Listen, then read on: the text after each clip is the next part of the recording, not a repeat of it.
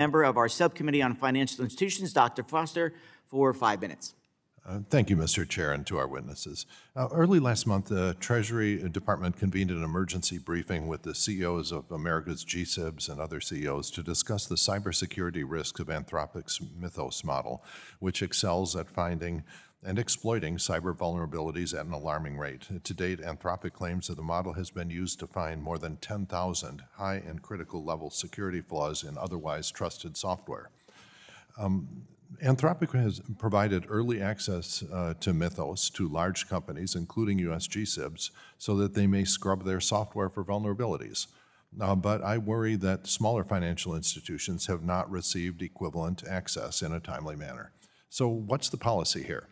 Who exactly received access to Mythos on what time scale? And I guess I'll just go down the line here. Vice Chair Bowman? Thank you, Congressman Foster. This is a very important issue and one that we're working together on. In the I was just, what has happened so far? So I can't disclose who has had access, but I can tell you that we're working both with service providers and within the banking industry to work together to understand what impacts we may need to have them mitigate and address. We have not ceased our cyber exams. In fact, we continue to work with our institutions to understand how they're planning to Okay, respond. but it's unquestionably true that small banks with their private systems have not been given the same level of cyber defense that the large ones have, which is not irrational. But it seems to me that you're going to need a very clear position on this. You're going to have to define the defensive perimeter and say this is the software stack that we're going to defend to the best of our abilities, and other institutions that are using different software stacks are going to have to just accept that they're a lesser priority. And I think there's a lot to be done here. I think first and foremost, frankly, to have the federal government define a software stack that we are going to defend. This is done on the cloud computing infrastructure. There are well-defended, the core, even small banks use cloud-based systems, and at the heart of these cloud-based systems are open source software things that are communally defended and were some of the highest priorities in defending when Mythos hit. And so I think that it should be, all the regulators should focus on defining the set of software that we are going to defend the same way that the cloud infrastructure stuff is defended as open source projects. I think that's the best and really the only way forward on this. So I urge you to think about that. Controller Gould, who's received what so far? I'm sorry, sir? Yeah, who's received, who's got access to Mythos of everyone? Sir, I also can't disclose that. In general terms. What fraction of all of the entities under your?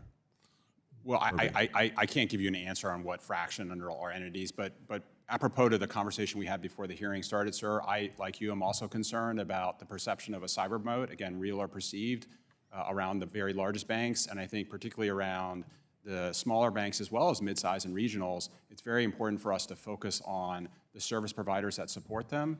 I think this okay, is yeah, to that end, Mr. Hauptman, I've been working for years to try to get, you to have visibility into the back office providers for credit unions, and which is so far, not made it through Congress, and we're going to keep trying on that. But you have the back office, to your knowledge, have the back office of providers that so many credit unions depend on, have they at least been given access to Mythos to defend themselves? I couldn't speak to who is using Mythos or not. I don't want to disclose any of that. But I will say this, Anthropic, like OpenAI, they're both in San Francisco. I think we should make sure that this country has a regulatory environment, that we don't take it for granted those are American companies, and you can easily convene a meeting like the one you discussed. That is the main thing is that, I agree. We just need we need policy clarity, and we need to have a well-defined defensive perimeter. the next Mythos may be in Beijing or Tehran or somewhere, and it's not going to work as well for us. We want to make sure that those companies at least are American. But to your exact question, I can't disclose who has access to Mythos or not. Okay, yeah, Mr. Hill. Consistent with my colleagues, can't disclose who has access to what, but we'll just say this is something we're all keenly focused on and recognize it's a vital issue for us to be focused on. Yeah, all right, and so I don't have much time left, but I just want to raise the point that I don't think that we are prepared for agentic AI bank run. That if you look at what happened in Silicon Valley and then ask yourself the question, what would have happened in a world where agentic finance makes things happen not at the speed of internet gossip, but the speed of agentic AI, that would have caused the run to take not 40 hours, but 40 minutes or 40 seconds. We are not ready for that, and you should come up with a plan to deal with that, because we can have that hearing now or we can have it later. I'm out of time now and yield back. Gentleman yields. The chair recognizes the gentleman from Florida, Mr.